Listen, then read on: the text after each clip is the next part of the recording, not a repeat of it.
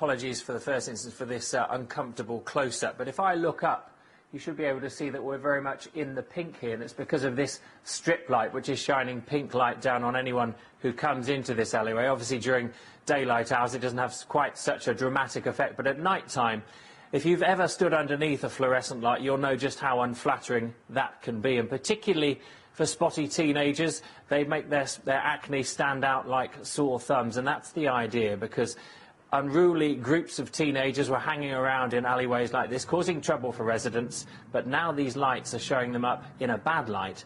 They're starting to leave these areas. And let's bring in Tony Gelsthorpe from the Residents Association here. So it really is working. They're stopping coming here because obviously they don't like their spots standing out quite so much. Exactly. You know, because it shows all the spots, the blemishes, and it's good because they can't see the veins. And they just don't like the colour, so they won't be seen under it.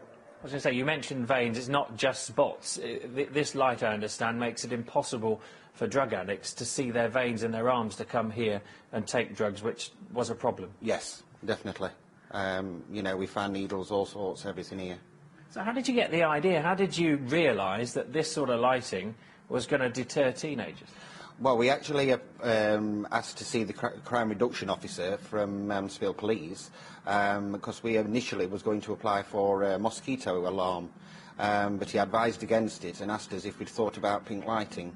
So, pink lighting, I mean, some would say you're being a little unfair, a little unkind to these teenagers, picking on, you know, what is a very uncomfortable thing to have.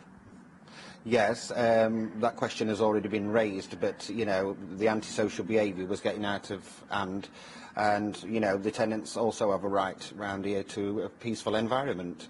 OK, Tony, well, thanks very much. Well, it seems to be working. As I say, these lights are a lot more dramatic during the night time and certainly keeping the local troublemakers away from these areas. As I mentioned as well, another way that these lights are used is it stops drug addicts coming into these alleyways, because under this sort of lighting they simply cannot see their veins to be able to use drugs. So a double whammy there.